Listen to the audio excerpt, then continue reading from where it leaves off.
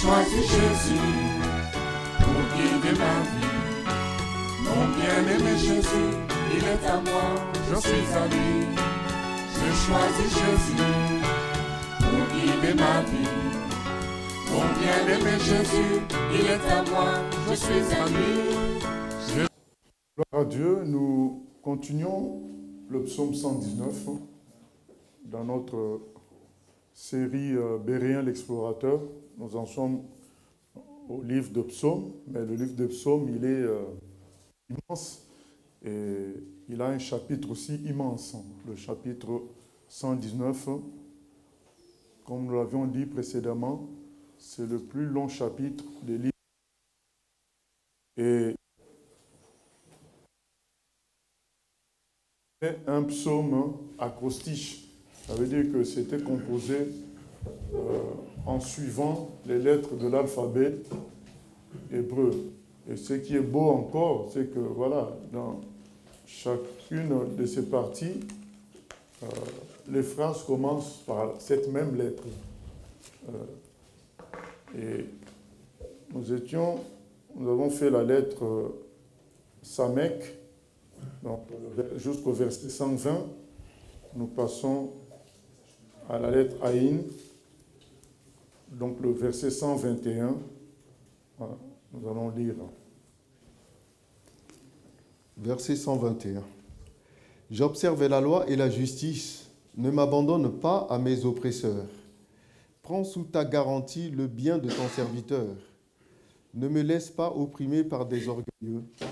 Mes yeux languissent après ton salut et après la promesse de ta justice. Agis envers ton serviteur selon ta bonté et enseigne-moi tes statuts. Je suis ton serviteur.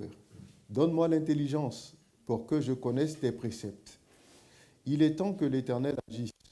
Il transgresse ta loi. C'est pourquoi j'aime tes commandements, plus que l'or et que l'or fin. C'est pourquoi je trouve juste toutes tes ordonnances. Je hais toute voie de mensonge. Voilà, donc ça finit toujours, chacune de ces parties, par une déclaration d'amour pour les Écritures, pour la parole de Dieu. Et au début, il y a un détail qui est donné sur les effets de cette parole. Et là, dans notre cas, le détail qui est donné, c'est la protection. Quand on obéit à la parole de Dieu, on se met en quelque sorte sous le régime de Dieu et donc sous sa protection. Vous voyez, c'est même dans le monde, les gens qui n'ont rien à se reprocher, qui payent leurs impôts, qui font ce qu'il faut, qu'est-ce qui se passe quand une affaire arrive? Ils ne s'inquiètent pas, ils savent que si la loi est respectée, eux, ils s'en sortiront. Parce que tout est à jour dans leur vie, ils n'ont aucune dette, et il y a eu accident peut-être, mais eux, ils étaient devant, c'est la personne de derrière qui les a heurtés. La personne sait qu'elle a respecté le commandement, et à partir de ce moment-là, elle est sûre. Donc c'est comme ça qu'on devrait aussi réagir par rapport à la parole de Dieu. J'observe la loi et la justice. Ne m'abandonne pas mes oppresseurs. Prends sous ta garantie le bien de ton serviteur. Donc il compare ça à cela. Il compare ça à ce qui se passe dans le monde. Quand quelqu'un observe la loi, respecte les choses, il y a la protection du système qui est aussi sur lui. Voilà, nous devons comprendre que le monde entier, comme on a vu dans le livre d'Hébreux 11 à 3, 11 versets, le monde est sous le régime de la parole. Donc du coup, quand toi tu obéis à cette loi-là qu'est la parole, tu profites aussi de la protection du régime. Voilà, et il dit, ne me laisse pas opprimer par les orgueilleux, les yeux languissent après ton salut. Donc, tant qu'on obéit à la parole de Dieu, on est couvert, on est sous sa protection. Voilà ce que nous disent ce passage-là qu'on vient de lire. Voilà. Et voilà ce que nous disent ce passage-là. Et on va prendre la lettre P, dans le verset 129. Verset 129. Tes préceptes sont admirables, aussi mon âme les observe. La révélation de tes paroles est claire, elle donne de l'intelligence aux simples. J'ouvre la bouche et je soupire, car je suis avide de tes commandements. Tourne vers moi ta face et aie pitié de moi, selon ta coutume à l'égard de ceux qui aiment ton nom. Affermis mes pas dans ta parole, et ne laisse aucune iniquité dominer sur moi. Délivre-moi de l'oppression des hommes, afin que je garde tes ordonnances. Fais luire ta face sur ton serviteur, et enseigne-moi tes statuts. Mes yeux répandent des torrents d'eau, parce qu'on n'observe point ta loi. Alors, mes yeux répandent des torrents d'eau, parce qu'on n'observe point ta loi. Vous savez, c'est la tristesse quand on est du juste, quand on est dans un endroit où il n'y a pas de loi, il n'y a pas de respect de la loi, où c'est le désordre. Le juste a besoin de l'ordre. Il a besoin que les choses soient claires, soient pures, pour qu'il se sente bien. Et quand on vit comme Lot, il est dit de Lot que voilà, il était vraiment perturbé à Sodome. Lui qui était juste de voir tout ce qui s'y passait, il était vraiment mal à l'aise. Et c'est ce qu'il dit là, mes yeux répandent des torrents d'eau parce qu'on n'observe point ta loi. Mais le verset 129 est très beau. Tes préceptes sont admirables, aussi mon âme les observe. Voilà, il y a un côté, comme on a dit précédemment, il y a un côté merveilleux dans la lecture de la parole, dans l'obéissance à la parole. Ce n'est pas...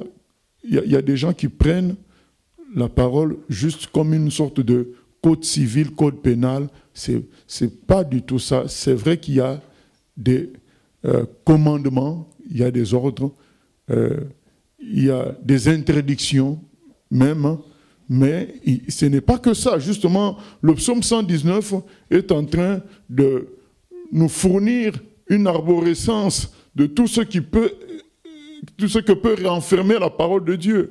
Il dit, mais les préceptes sont admirables.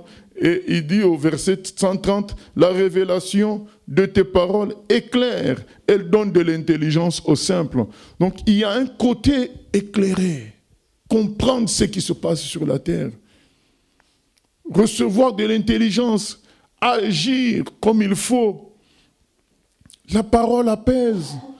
La parole, nous on a vu beaucoup de gens proches du divorce, mais il suffit qu'il y ait des frères ou sœurs qui les prennent sérieusement en charge avec la parole de Dieu. Les gens se réconcilient et revivent ensemble comme il faut. On a vu des gens proches de prendre de mauvaises décisions, mais grâce à la parole, ils voient clair, ils reçoivent une intelligence qui permet de résoudre les problèmes d'incompréhension, les problèmes de peur. Ça donne de l'intelligence aux gens qui sont simples. Parce que quand tu es compliqué, effectivement, la parole va être un frein pour toi. Parce que ça, il est écrit, le Seigneur résiste aux orgueilleux. Quand on est compliqué, la parole va être aussi compliquée pour nous. Mais quand on est simple, on en tire les leçons facilement, sans vouloir tout comprendre, mais on reçoit ce qui est bon pour nous. Tes préceptes sont admirables. Donc il y a un côté merveilleux dans la parole de Dieu. Quand on la lit, on comprend des choses, on est heureux. Et du coup, ça pousse à en apprendre davantage, à comprendre davantage. Et verset 133, affermis mes pas dans ta parole et ne laisse aucune iniquité dominer sur moi. délivre-moi de l'oppression des hommes afin que je garde tes ordonnances. Voilà, lorsque on est dans cette vénération de la parole de Dieu, on réalise combien c'est grand, on aime, on lit, ça nous édifie et on échappe aux oppresseurs. On échappe. Parce que celui qui est dans la parole va s'attendre à la justice de Dieu et va vivre cette justice-là parce que Dieu est vrai. Donc, allons chercher de l'intelligence dans la parole. Vous savez, dans le milieu chrétien, il y a certains qui ne se satisfont pas des Écritures, qui pensent toujours qu'il faut aller chercher ailleurs pour compléter, recevoir un certain éclairage des choses. C'est le contraire. C'est plutôt tout ce qu'on trouve ailleurs qui a besoin d'un éclairage par la parole de Dieu. Quel que soit ce que tu fais comme science, tout ce que tu fais comme technologie, finalement, quand tu reviens à la parole, tu comprends mieux ce que tu fais.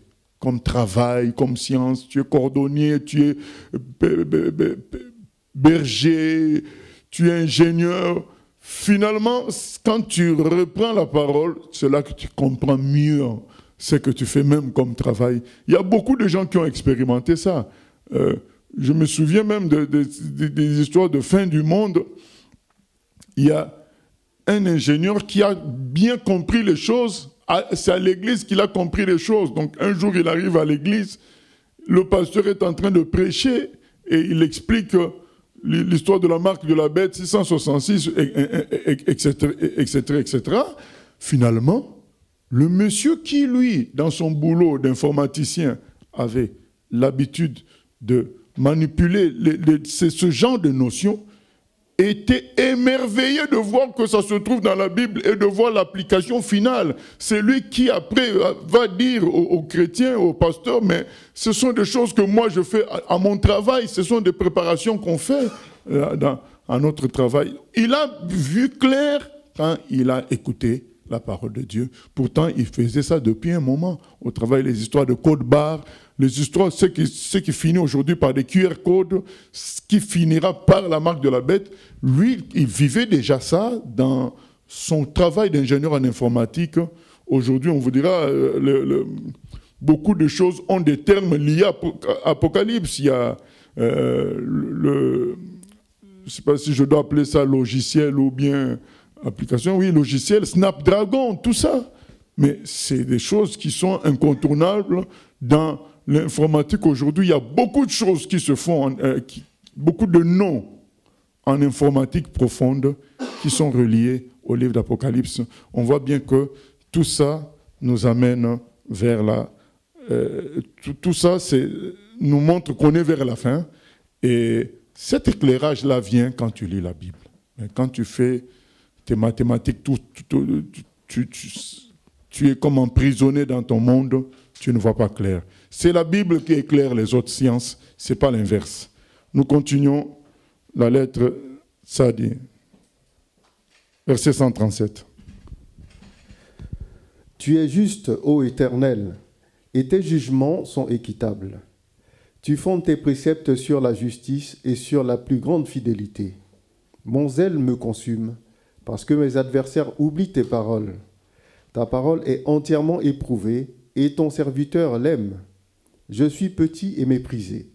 Je n'oublie point tes ordonnances. Ta justice est une justice éternelle, et ta loi est la vérité.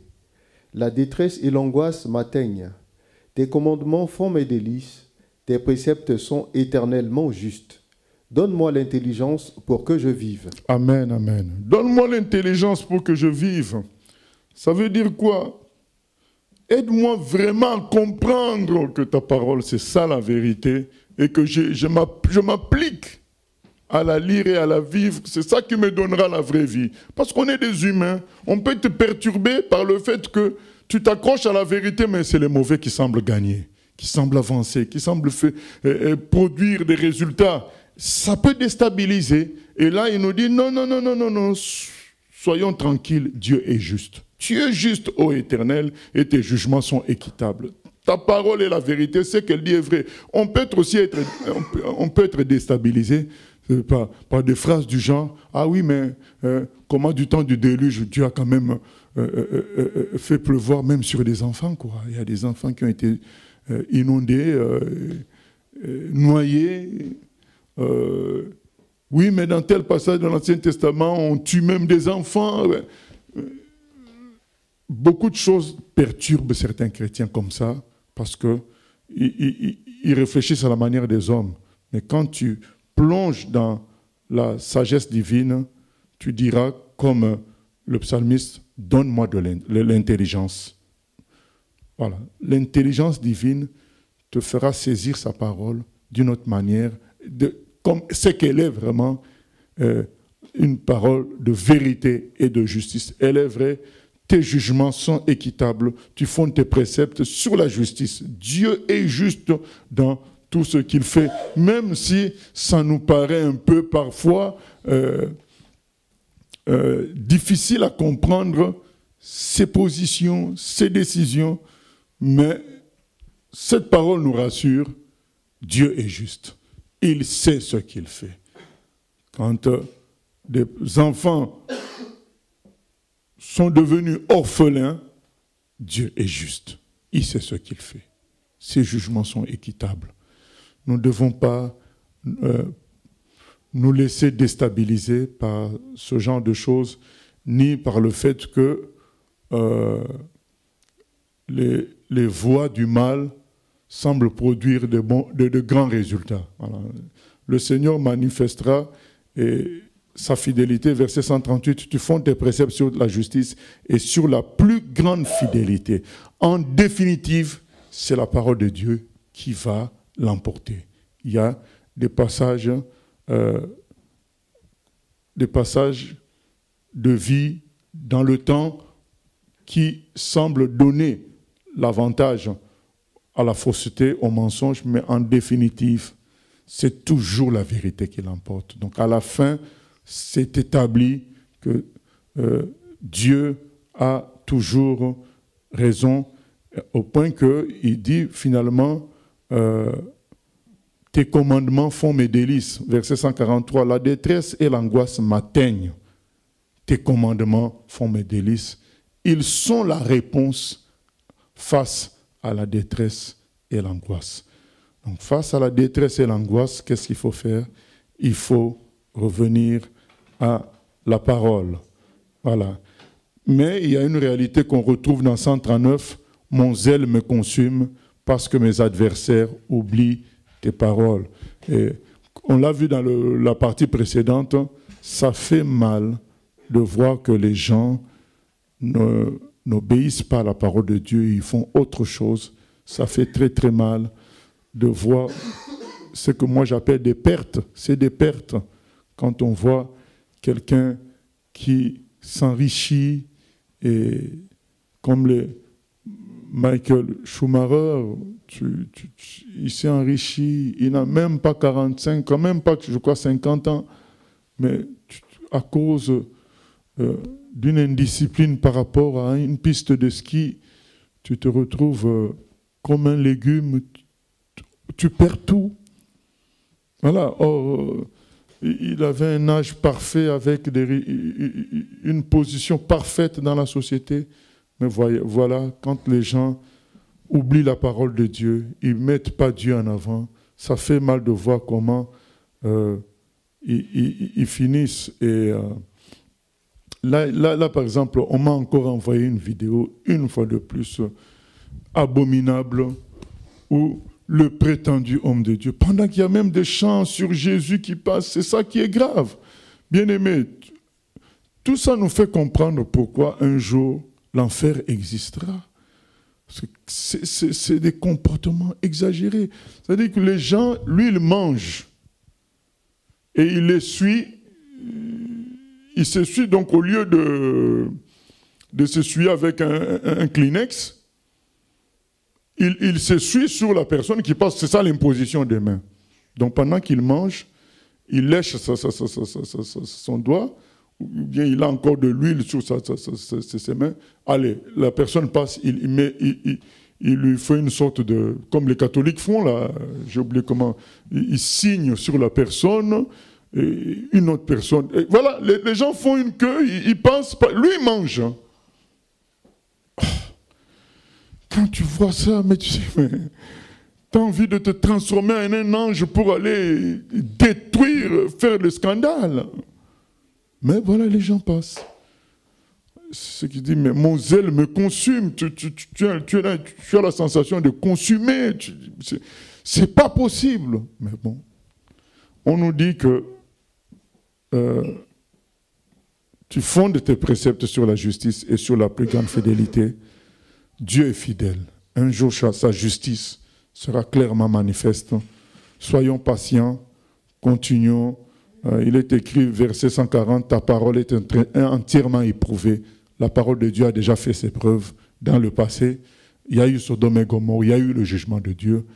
Il y a eu la venue de Christ qui avait été tant promis.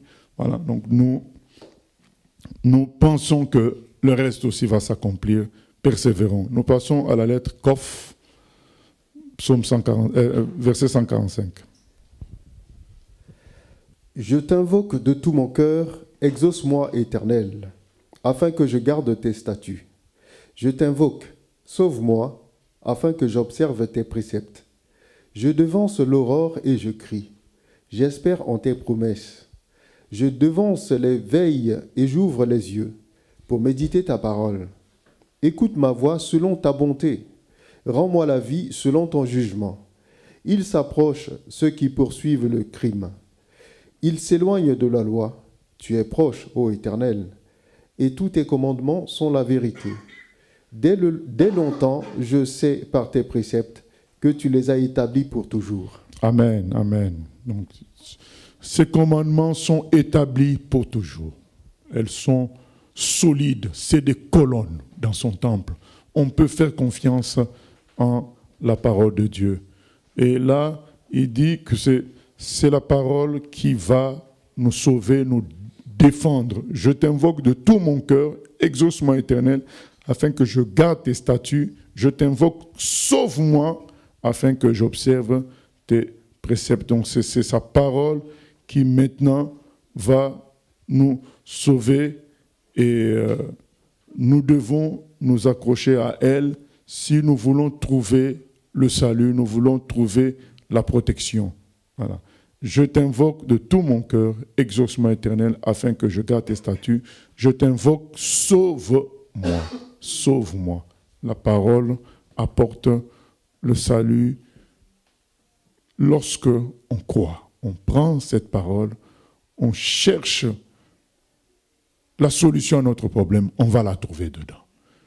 Je vois par exemple, je prends l'exemple du temps où ils étaient en train de chercher où était né le Messie. Les mages, quand ils sont arrivés,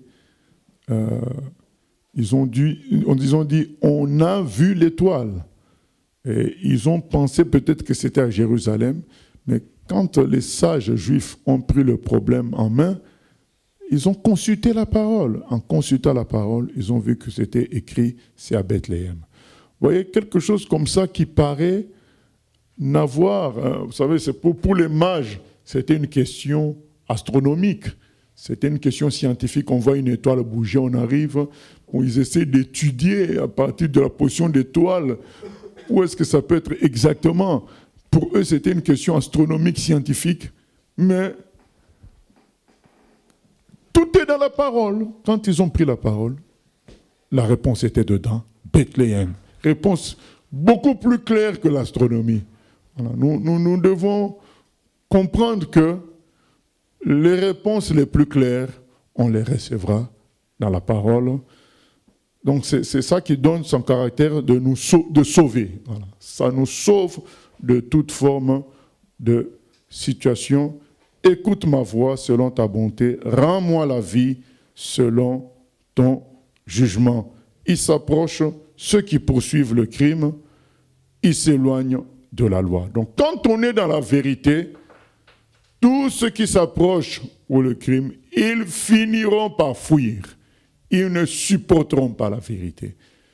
Demeurons dans la vérité.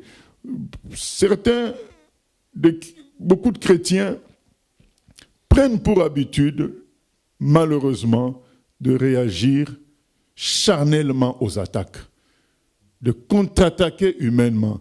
Or, il suffit de demeurer dans la vérité. La vérité te protégera, te défendra. On va voir ça même dans la prochaine partie.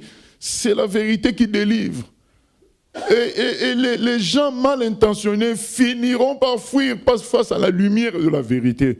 Restons fermes dans la vérité et c'est ça qui fera fuir les gens mal intentionnés. Nous continuons avec la lettre Resh, verset 153. Vois ma misère et délivre-moi, car je n'oublie point ta loi. Défends ma cause et rachète-moi. Rends-moi la vie selon ta promesse. Le salut est loin des méchants, car ils ne recherchent pas tes statuts. Tes compassions sont grandes, ô Éternel. Rends-moi la vie selon tes jugements. Mes persécuteurs et mes adversaires sont nombreux. Je ne m'écarte point de tes préceptes. Je vois avec dégoût des traîtres qui n'observent pas ta parole. Considère que j'aime tes ordonnances, Éternel, et rends-moi la vie selon ta bonté. Le fondement de ta parole est la vérité, et toutes les lois de ta justice sont éternelles. Amen, amen. Voilà, le fondement de ta parole est la vérité. Donc, on voit au verset 154, « Défends ma cause et rachète-moi. Vois ma misère, verset 153, et délivre-moi. Rends-moi la vie selon ta promesse. » Vous savez, la parole de Dieu contient toute une multitude de promesses de délivrance, de protection, et elle est vraiment un refuge. Regarde ma misère, et en fonction de ta parole, rends-moi la vie. Voilà. Ta parole me promet ceci, cela. Bien aimé, il y a même des chèques en blanc dans la parole. Quand c'est écrit, tout ce que vous demanderez, je vous donnerai. Jean 14, 12 à 14. Il dit au verset 14, ce que vous me demanderez en mon nom, je le ferai. Jean 16, 24, il dit, jusqu'à présent, vous n'avez rien demandé. Demandez, il vous sera donné afin que votre joie soit parfaite. C'est des chèques en blanc. On ne vous donne pas une limite dans la demande. Du coup, bien aimé, quel que soit le problème qu'on peut rencontrer, ne suivons pas la voie du misérabilisme. Commencer à se plaindre sur son sort, élever les souffrances,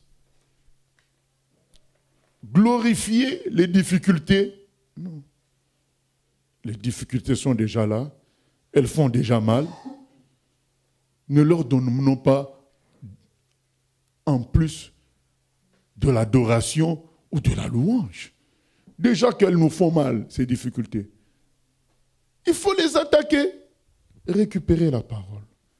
Regardez les promesses. Qu'est-ce que ça dit? Quand le malheureux crie, l'Éternel entend et le délivre de toutes ses détresses. Voilà. Tu dis, vois ma misère et délivre-moi, car je n'oublie point ta loi. Voilà, donc c'est lié.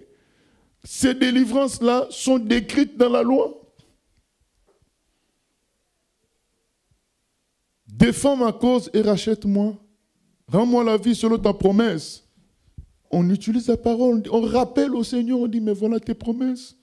Rends-moi la vie, parce que là, je suis dépassé, je suis au bout du rouleau. Accomplis tes promesses. Défends-moi et sauve-moi. Et une fois de plus, on parle aussi des gens qui n'écoutent pas la parole de Dieu. Mes persécuteurs et mes adversaires sont nombreux.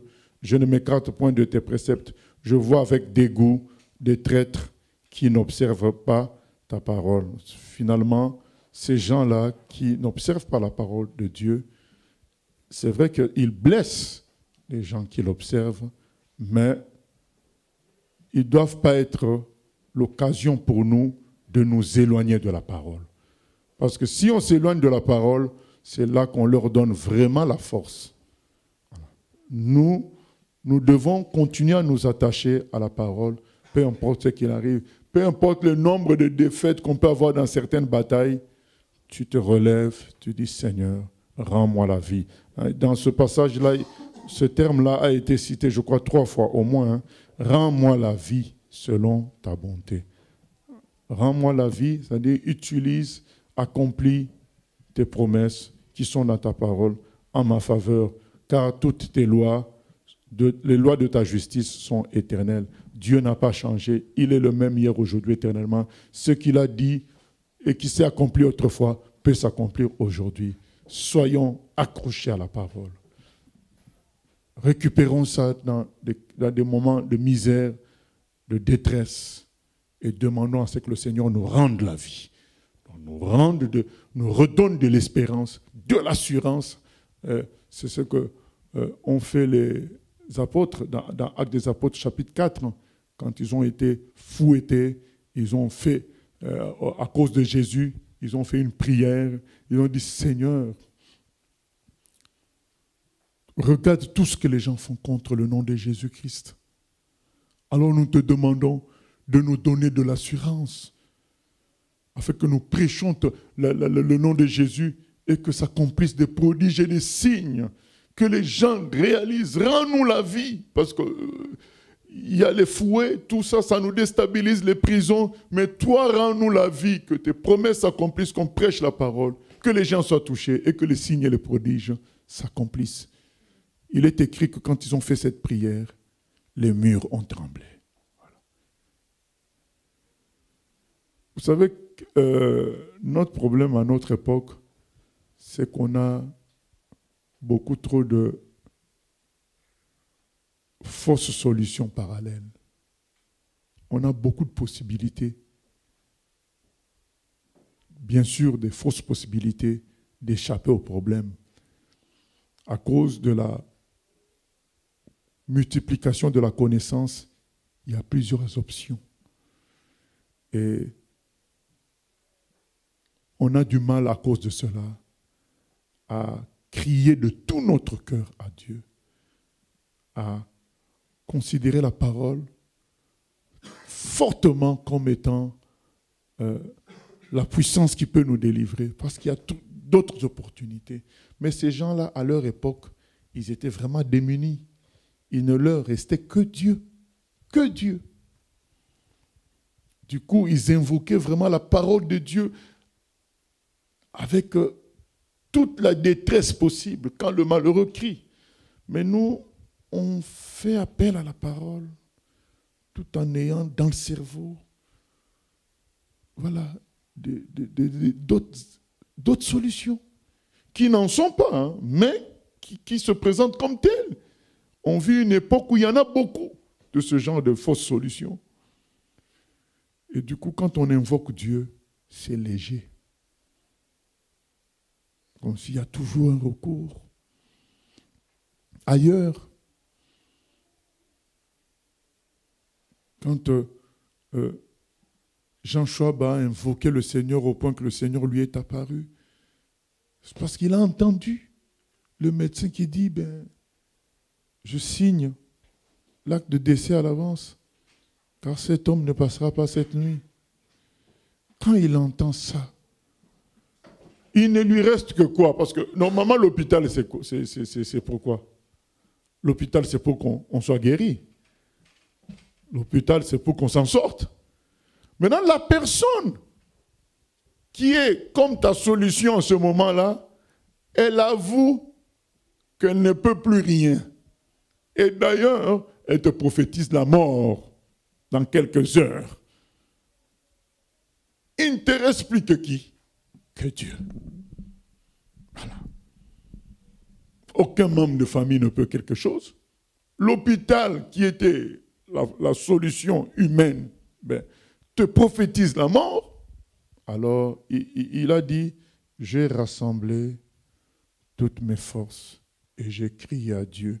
J'ai dit à Dieu, vous savez, ça fait partie d'un des psaumes, ce ne sont pas les morts qui vont te célébrer, ce sont les vivants. Quand il a crié comme ça, c'est là que Jésus entre dans sa chambre et le guérit complètement. Ce qui nous manque, c'est la profondeur du cri. Qu'on exprime à Dieu qu'on n'a que lui comme solution. Même si notre intelligence nous propose 4 ou 5 autres chemins, mais nous, quand on est face à Dieu, on dit « Oh, je n'ai que toi ». Fais quelque chose parce que sinon je suis fini. C'est ça qui nous manque afin que nous vivions complètement la parole de Dieu. Il dit, vois ma misère et délivre-moi. Il n'y a que toi. Rends-moi la vie. Il n'y a que toi. Nous continuons. La lettre Shin ou Sin. Oui. Il y a une question Internet. Comment expliquer que des chrétiens étudient la parole, entre parenthèses comme Calvin par exemple, et qu'il y a des interprétations différentes de la parole sur les sujets comme le salut, l'enlèvement, etc. Il n'y a pas que Calvin. Il y a, comme j'ai dit, j'ai fait la visite du musée du protestantisme à Genève.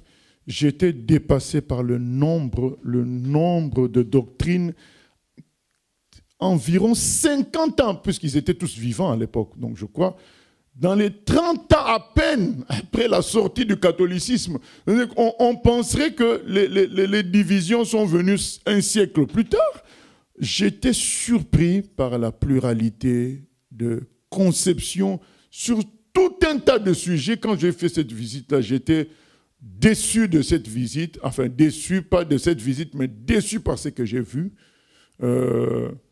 J'ai compris une chose. Il faut être simple avec Dieu. Et on est petit, même si tu as bac plus 40, on est petit. La parole de Dieu, c'est la parole de Dieu. Ce n'est pas la parole d'un homme. Vous savez, aujourd'hui, avant, moi, j'expliquais aussi beaucoup de choses sur le Père, le Fils et le Saint-Esprit. J'expliquais. Mais l'âge, tout ça, fait qu'aujourd'hui, je m'incline devant la parole. Les musulmans qui disent « Ah, mais ouais, Père, Fils et Saint-Esprit, tout ça ». Je leur dis, c'est lui-même qui se présente comme ça. Mais, comme en même temps, il fait ses preuves, c'est-à-dire que quand il se présente comme le Père, il fait ses preuves de Père. Le Fils, il fait ses preuves de Fils. Il fait ses preuves dans tout ça. Je ne peux pas vous donner une explication rationnelle, moi-même, j'en ai pas. Mais il se présente comme ça et il fait ses preuves que c'est lui qui est Dieu. Donc moi, je l'accepte tel qu'il est. Voilà, mais je ne comprends pas tout. Mais c'est lui-même qui se présente comme ça. Et c'est ce qui a manqué, et c'est ce qui manque aux chrétiens, c'est de laisser ce qui est à Dieu et de se contenter de ce que l'homme peut manger. Et bon, lui, il s'est présenté comme ça. Dans beaucoup de discussions avec les musulmans aujourd'hui, je donne maintenant les versets bibliques. Et quand ils veulent aller trop loin, je dis, écoutez, c'est lui qui a dit ça. Voilà. C'est lui qui a dit ça. Si vous voulez en savoir plus, demandez-lui. Mais moi, je crois en ça parce qu'il a fait les preuves qu'il est digne de confiance. Et donc quand il dit ça, moi j'accepte. Voilà. Et à vouloir tout expliquer et tout comprendre, c'est ça qui a créé cette prolifération de doctrines. Et d'ailleurs, on a commencé un séminaire, on a fait déjà deux, c'est une trilogie. Il y a le premier, c'était la force de la communauté à la Baule. Le deuxième, là, on a fait, c'est l'environnement chrétien. Et le dernier, ça sera la vie des groupes chrétiens. Voilà. Et dans ce dernier, on va expliquer que dans la vie des groupes chrétiens, on doit se contenter de la parole qui construit, qui édifie, et laisser les choses complexes aux gens qui sont appelés pour ça. Il faut sauver les âmes, il faut les amener au ciel, il faut sauver il y en a qui sont dans l'adultère, il y a d'autres qui veulent divorcer, mais on ne va pas commencer à aller polémiquer sur la date du retour du Seigneur. Est-ce que c'est en septembre ou en mai, ou bien quand est-ce qu'il est né exactement? Non, voilà, il faut savoir manger ce qui est bon pour notre avenir. Donc on va insister sur la parole qui édifie, qui sauve, pour que les groupes avancent, parce que sinon, Satan, comme il a fait à la première église, il peut nous distraire. Voilà, comme je vous ai dit, le protestantisme était censé retrouver la vérité, mais il y a tellement eu... D'ailleurs, ça fait partie des choses qui sont brandies par les catholiques pour dire, d'accord, la réforme protestante, 40 000 doctrines. Voilà. Ils se moquent en disant, il y a 40 000 doctrines. Voilà, c'est ça. Ils disent, mais chez nous, les catholiques, c'est une seule voix. Hein. Regardez là, vous dites la vérité, mais il y a 40 000. On fait comment alors? Voilà. Et ça fait partie des moqueries du catholicisme face aux protestants, c'est de dire, ben voilà, depuis que vous êtes sortis de chez nous, vous avez combien? 40 000 doctrines. Bon, c'est vrai que c'est faux que c'est 40 000, mais c'est une façon de dire. Mais effectivement, les gens, en corrigeant le catholicisme, ils ont voulu créer leur truc. Non, non, non. On doit corriger pour revenir à Jésus et à la simplicité de la parole, non pas créer encore quelque chose de complexe. Voilà, c'est tout. Oui? Tout à l'heure, quand on parlait des voies de recours, ça arrive que quand on prie pour demander quelque chose à Dieu, pour lui demander d'intervenir dans une situation, on imagine une solution plutôt terrestre. Quelle posture il faut adopter alors? Parce que, je prends un exemple, si par exemple on prie pour que Dieu intervienne dans une situation financière ou pourvoie un tel besoin financièrement, et qu'on a une idée en tête, on se dit « Ah oui, mais si je remplis tel dossier à la CAF ou si je demande à un tel, je vais pouvoir avoir ça ». Est-ce que ça veut dire qu'il faut refuser ce genre de recours complètement et ne rien faire en laissant Dieu agir ou... Non, il faut juste qu'au moment où on prie, on oublie le reste. C'est juste ça, c'est la prière. Pendant qu'on prie, on oublie le frère qui habite à 50 mètres, qui est très riche. On oublie, voilà, donc on oublie tout ça, puisque moi je peux vous dire que combien de surprises n'ai-je pas eu? C'est-à-dire que la délivrance financière n'est pas venue de l'endroit probable auquel j'aurais pensé, mais d'ailleurs, ou parfois par surprise, voilà. La règle, c'est quand on prie, on pense qu'à Dieu seul, à lui seul. Voilà. Et puis, si après les idées viennent, ça c'est autre chose. Mais pendant la prière, tu parles à Dieu comme étant seule la solution à ton problème. Et du coup, avec ces idées-là, alors qui pourraient venir après de solutions terrestres, est-ce que ces solutions-là, comment on les considère du coup? Si elles n'entravent pas notre foi ou bien les façons de faire du Seigneur, on peut les aborder. Mais s'il y a une petite tâche, on sent que ça va entacher peut-être notre foi, ça va tacher sur les procédures du Seigneur, donc on tient bon, on s'attend au Seigneur. Oui, ma question c'est par rapport au chèque en blanc, concernant les versets, tout ce que vous demanderez en mon nom je vous donne, et jusque-là vous n'avez rien demandé. Alors, si j'entends la logique de la chose, c'est que le chrétien, il doit toujours être dans la détresse. Au moment où il est dans la détresse, qu'il doit utiliser ses chèques en blanc, demander la délivrance au Seigneur, ou par exemple, quand j'ai un chèque en blanc dans la vie courante, je peux me permettre d'aller acheter des choses de loisirs pour mon confort et tout ça. Donc, si je n'ai pas de problème, je peux aussi demander des choses en tant que chrétien qui suit parfaitement les statuts de Dieu. Ben, Seigneur Jésus, tu m'as dit tout ce que je demande en ton nom, je l'ai. Ben, je veux une grande maison pour mes enfants. Ou une Mercedes blanche. Non, mais il n'y a pas de problème. Mais pourquoi j'ai comme l'impression que les gens, ils attendent toujours qu'ils sont vraiment dans la détresse, ils demandent le secours pour être libérés de cette situation. Parce qu'avant la détresse, ils s'en sortent. Alors qu'ils peuvent vouloir plus. Voilà. Et que si Dieu voit qu'il y a la convoitise, que lui-même t'arrête. Voilà. Mais on est libre, c'est des chèques en blanc, tout ce que vous demandez. Eh ben, il a dit tout ce que je demande. Moi, je lui demande, je ne crois pas que aux noces de Cana, les chrétiens d'aujourd'hui allaient demander à Jésus de régler le problème du vin. Ils allaient dire, ah, mais c'est des choses du monde. Voilà, tout ça, c'est... Comme ça manque, c'est bien. Comme ça, on boit le jus. Voilà. Mais ils allaient réfléchir comme ça. Oh, ce sont des choses de la terre.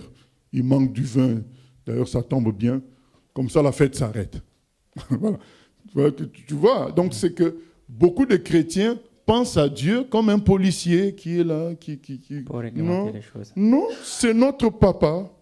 Et donc on dit ce dont on a envie. Lui maintenant, s'il estime que dans notre expression, au fond, il y a une mauvaise chose, il arrêtera et il nous dira pourquoi. Maintenant, voilà. Ce qui m'inquiète, c'est que les faux prédicateurs, ils utilisent ces versets pour prêcher la prospérité.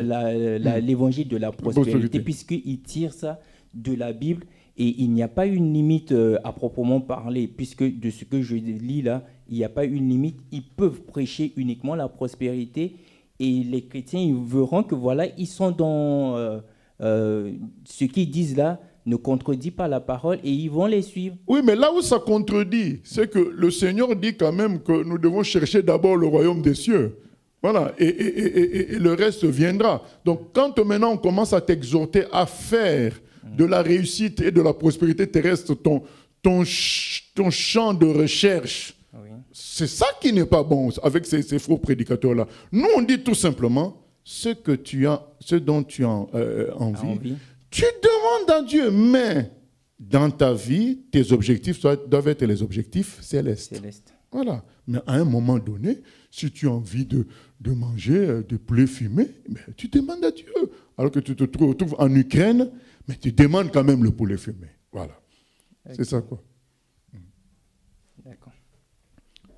Nous passons à Chine, pour d'autres. 161. Verset 161. Des princes me persécutent sans cause, mais mon cœur ne tremble qu'à tes paroles. Je me réjouis de ta parole, comme celui qui trouve un grand butin. Je déteste le mensonge. J'aime ta loi. 7 fois le jour, je te célèbre à cause des lois de ta justice. Il y a beaucoup de paix pour ceux qui aiment ta loi, et il ne leur arrive aucun malheur. Amen. J'espère en ton salut, ô Éternel, et je pratique tes commandements. Mon âme observe tes préceptes, et je les aime beaucoup. Je garde tes ordonnances et tes préceptes, car toutes mes voies sont devant toi. Amen, amen. Donc, il finit toujours, comme on a dit, par des paroles vraiment d'amour, d'attachement à la parole de Dieu. Après avoir donné un aspect, l'aspect au début, là, c'est le fait qu'il compare la parole de Dieu au conseil ou bien à la logique des grands de ce monde. Les grands de ce monde... des princes, c'est des princes qui me persécutent sans cause, mais mon cœur ne tremble qu'à tes paroles. Voilà, les princes, comme on entend aujourd'hui, les Soros, les Klaus Schwab, des gens qui vous disent, comme les Sarkozy, le nouvel ordre mondial est là et personne ne pourra résister à ça. Voilà, ça, ce sont les princes qui semblent prendre de l'autorité sur l'humanité. Il dit, mais tout ça, ça ne me fait pas trembler. Ta parole est au-dessus de tout ça. Et c'est vrai. Et c'est vrai. Et il dit, je me réjouis de ta parole comme celui qui trouve un grand butin. Parce que les princes, qu'est-ce qu'ils promettent? Un grand butin. Si tu entres dans la franc-maçonnerie, si tu entres dans notre logique, les portes te seront ouvertes. Plus besoin de visa pour aller dans certains endroits. Aujourd'hui, ils ont le système de... Vous savez, quand on va dans les campings, on nous met une sorte de bracelet, là.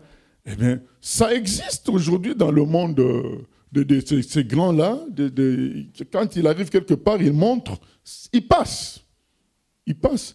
Et c'est ce que promettent les princes. Si tu entres dans notre société secrète, voilà les avantages qui t'attendent, voilà les postes qui t'attendent.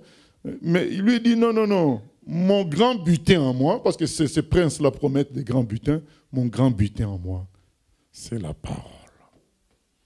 C'est vrai que le diable va rigoler, dire ah oui, et qu'est-ce que tu as quoi dans ta vie? Voilà. Qu'est-ce que tu as? Mais j'ai la parole. Le frère Paul, qu'est-ce qu'il dit? On va lire ça dans 2 Corinthiens 6 ou 11, je crois que c'est 6, hein, 2 Corinthiens 6. De toute façon, si on ne trouve pas dans 6, on va y aller dans 11. 2 Corinthiens 6.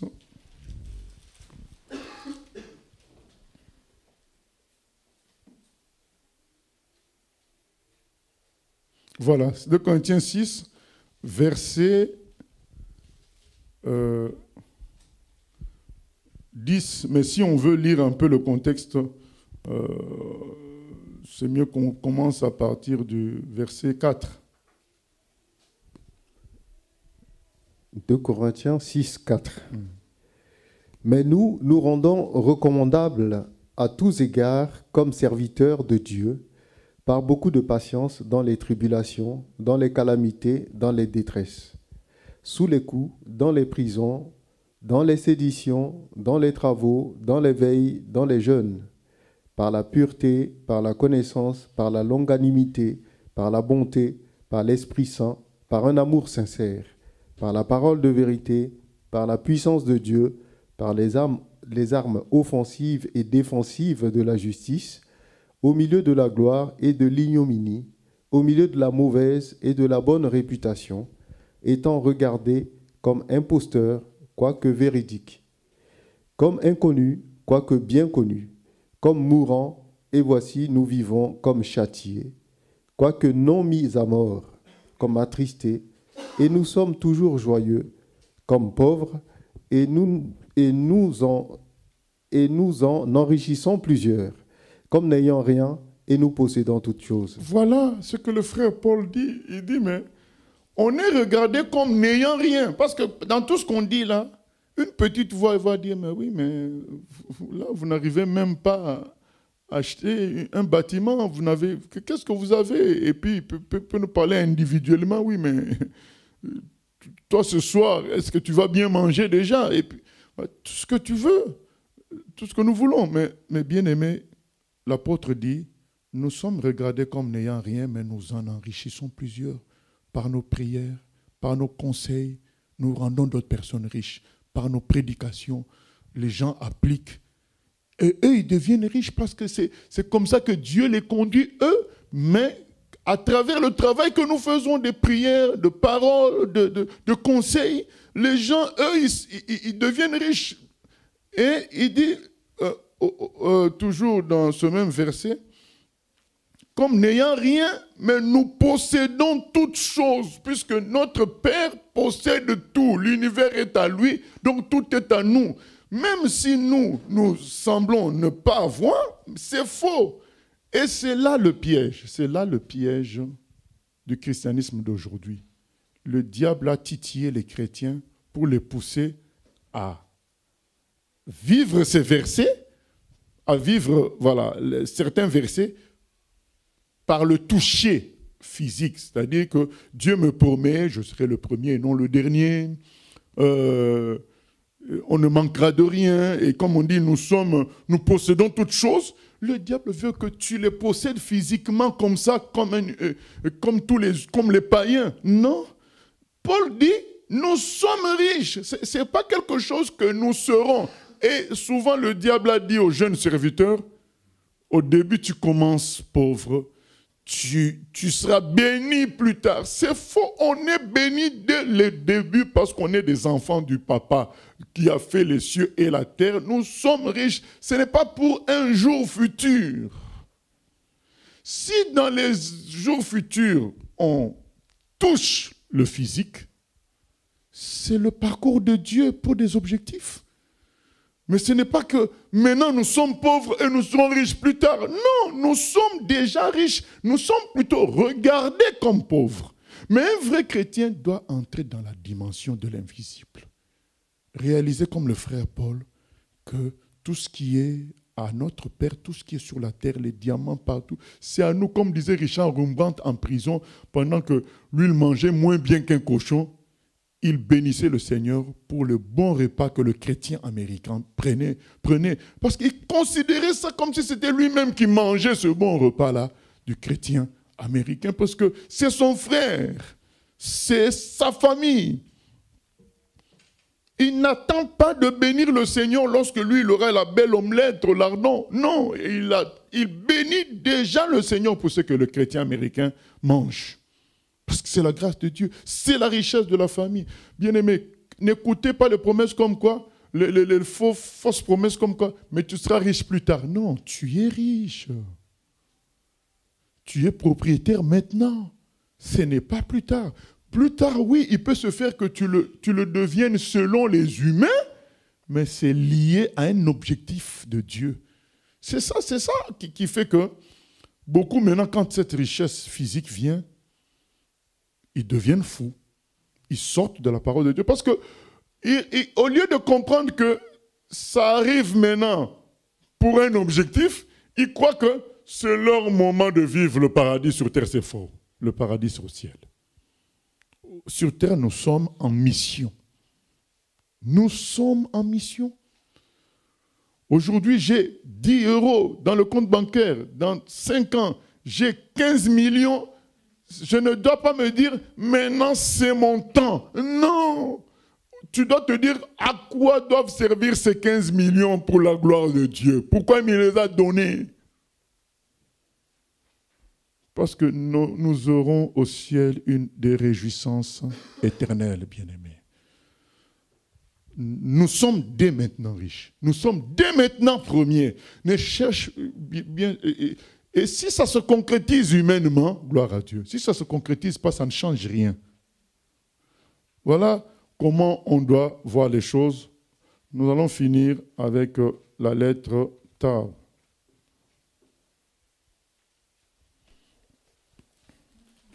Verset 169. Que mon cri parvienne jusqu'à toi, ô Éternel. Donne-moi l'intelligence selon ta promesse.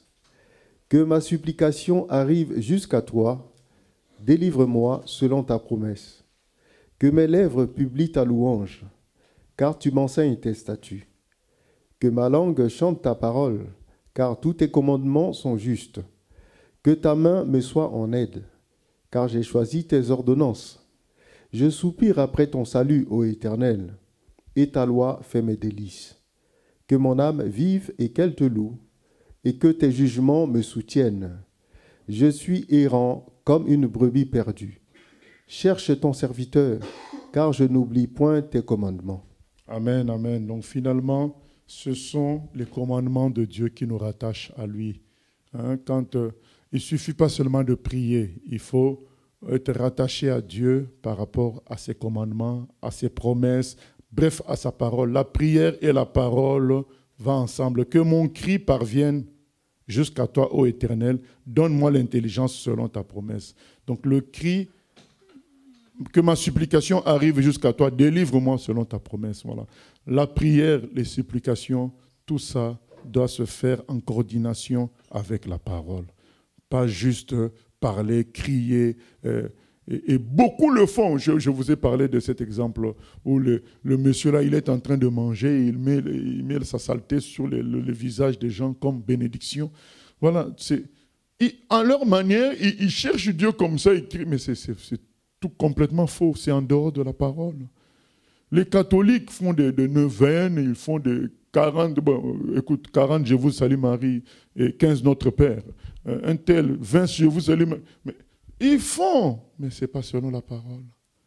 Il faut que les cris et les prières soient en coordination avec la parole de Dieu. Voilà. N'oublions pas cela et tout ça finira par la louange à Dieu. Le psaume 119 est magnifique par rapport à la parole. Quand on lit ce psaume, on voit la parole autrement, on entre dans une autre dimension avec la parole de Dieu. Que Dieu nous aide au nom de Jésus. Seigneur, nous te remercions pour ta parole qui nous amène plus loin avec toi. Merci de nous donner l'assurance en elle, l'assurance qui nous fera, qui fera que nous utilisions ta parole à tout moment. Cette assurance qu'elle est la vérité. Que, comme on a dit, que nous voyons nos richesses ou pas, que nous soyons humainement en première place ou pas, nous devons croire que ta parole dit la vérité. Nous le sommes et c'est ainsi, Seigneur. Nous devons croire en ta parole, dans tout ce qu'elle nous donne comme promesse, comme commandement, comme instruction, comme ordonnance. Tout ça fait partie d'un même régime. Lorsqu'on applique le tout, on est béni dans le tout. Aide-nous à entrer dans cela, à ne pas choisir que les promesses et à négliger les ordres, les instructions, à tout prendre, à ne pas choisir que des paroles de sagesse et négliger les paroles de mission. Non, à tout prendre, Seigneur. Merci pour ta paix et ta gloire au milieu de nous, au nom de Jésus. Amen. Gloire à Dieu. Voilà, donc nous nous retrouvons, une petite annonce, jeudi, donc jeudi à samedi avec nos bien-aimés au Luxembourg. Donc on le dit aussi pour la prière, que Dieu soit béni. Amen.